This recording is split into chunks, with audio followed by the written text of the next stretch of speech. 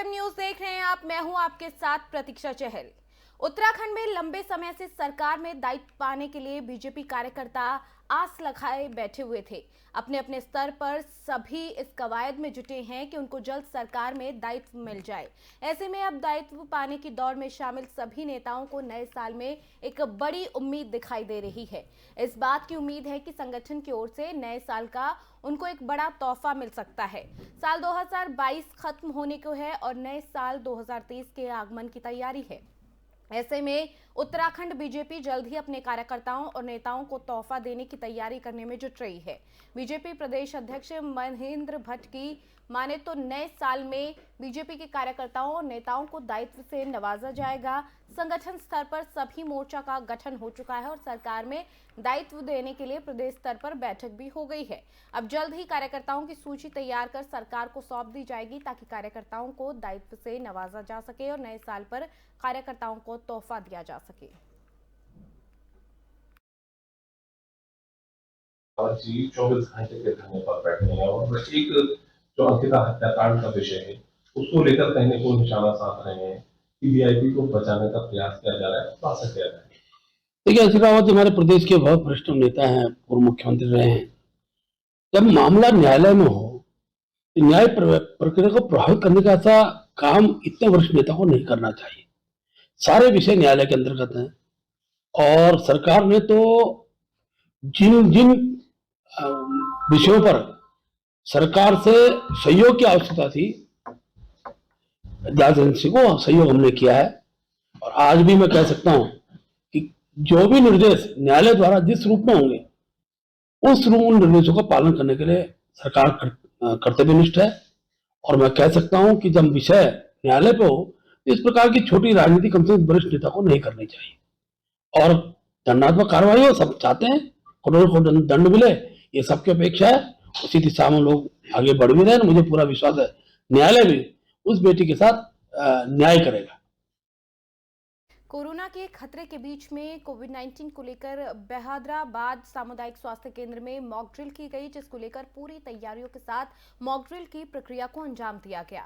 नगर स्वास्थ्य अधिकारी डॉक्टर हेमंत आर्य ने जानकारी देते हुए बताया कि देश भर में चल रही कोविड-19 को लेकर मॉक ड्रिल की जा रही है, जिसके चलते आपातकालीन स्थिति में किस तरीके से काम करना है और किस तरीके से क्या क्या सावधानियां बरती जानी है, उसको लेकर स्वास्थ्य कर्मचारियों को ट्रेन किया जा रहा है। उन्होंने जानकारी देते हुए बताया कि स्वास्थ्य कर्मचारियों को मॉक ड्रिल के माध्यम से कॉलर द्वारा जानकारी देने के बाद संक्रमित व्यक्ति को स्वास्थ्य केंद्र में लाए जाने के बाद पीपीई किट पहनने, स्वास्थ्य कर्मचारियों की तरफ से संक्रमित व्यक्ति को वार्ड तक किस तरीके से ले जाया जाए उसके बारे में पूरी ट्रेनिंग दी गई है। हाँ, देखिए आज जैसे कि पूरे नेशन वाइड पूरे देश में कोविड की मॉक ड्रिल चल रही है। इसी क्रम में हमारे hospital community health centre Bahadurabad में हम लोगों ने कोविड की मॉक ड्रिल की है। और पेशेंट हमारा एक कोविड का पेशेंट है, हमारी एक सरकारी एम्बुलेंस के माध्यम से बोंगला गांव से उसने हमें बताया, एम्बुलेंस ड्राइवर के माध्यम से पता चला कि पेशेंट यहाँ पे आ रहा है, कोविड का पेशेंट है। तो हम लोग पूरी तरह से मुस्तैद थे, हमारी टीम यहाँ पे तैयार थी। हमने पेशेंट को बिल्कुल नियमानुसार जो है सामाजिक दूरी और जो पीपीई किट में हमारे स्टाफ ने उन्हें रिसीव किया। उसके बाद पेशेंट को हमने कोविड वार्ड तक पहुंचाया, वहां पे उसे ऑक्सीजन सपोर्टेड बेड पे हमने उसे लिटाया।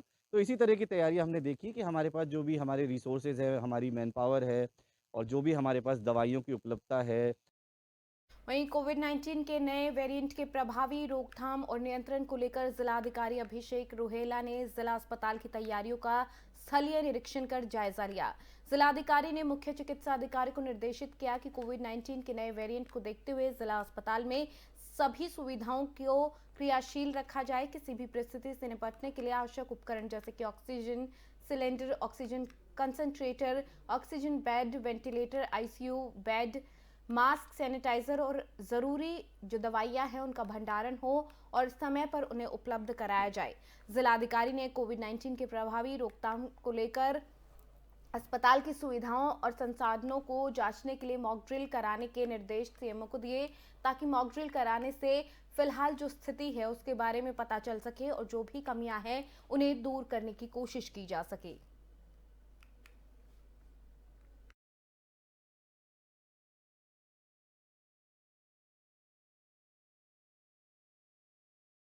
वहीं नदी श्रेणी की भूमि पर भू माफियाओं की तरफ से कब्जा कर हाईकोर्ट के आदेशों का सरेआम उल्लंघन किया जा रहा है, जबकि हाईकोर्ट का आदेश है कि सभी पट्टे 1952 में निरस्त किए गए हैं और वहीं हाईकोर्ट ने आदेश जो दिए हैं उनका उल्लंघन लगातार किया जा रहा है। आरोप लगाया गया है कि सेराकुई में रहने वाले अकबर अली की तरफ से ये बताया गया कि वहां पर अवैध कब्जे हो रहे हैं, भू माफिया लगातार अपनी मनमानी कर रहे हैं।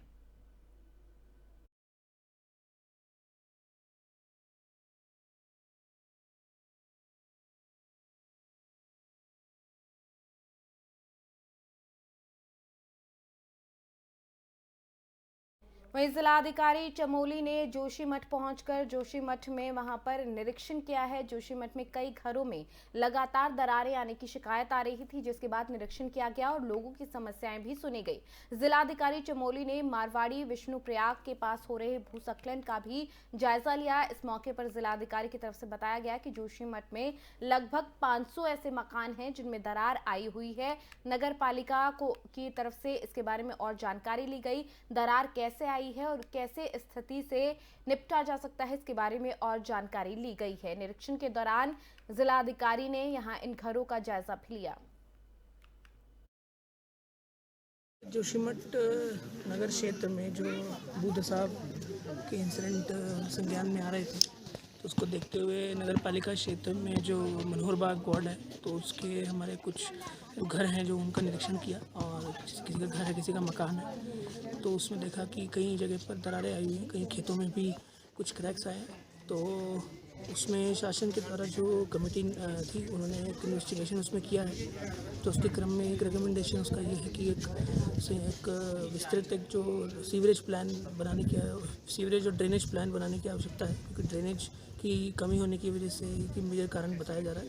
तो उस पर काम चल रहा है, लेकिन उसमें कंपैरेटिवली थोड़ा समय लग सकता है। तो उसको देखते हुए जो इमीडिएट हमारे वर्क्स हैं, अगर कोई टो इरोजन है या फिर जो घर ज़्यादा प्रभावित हैं, तो उनके लिए, उनके बचाव के लिए, उनकी सुरक्षा के लिए क्या सुरक्षात्मक कार्य किए जाने हैं, तो उस पर एक बार उसी के क्रम में आने निरीक्षण किया और जल्द से जल्द उसके काम को हम स्टार्ट करा के इसमें प्रगति लाएंगे।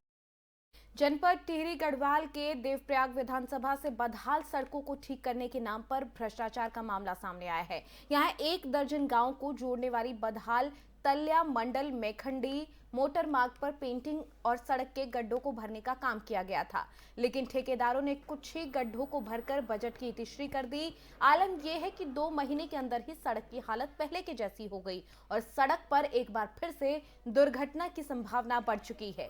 सोशल मीडिया पर यह वीडियो जमकर वायरल हो रहा है। ग्रामीण कार्रवाई की मांग कर रहे हैं। वहीं पूरे मामले पर लोक निर्माण विभाग के अधिकारियों का कहना है कि बारिश की वजह से पेंटिंग उखड़ गई होगी। अगले साल फिर से सड़क पर पेंट कर दिया जाएगा। तब तक ठेकेदार का बजट रोकने की बात भी अधिकारियों की तरफ से कही गई है। वहीं स्थानीय विधायक विनोद कंडारी ने कहा कि अगर सड़क निर्माण की गुणवत्ता के साथ किसी भी प्रकार की गड़बड़ की गई है तो संबंधित अधिकारी के खिलाफ कार्रवाई जरूर की जाएगी।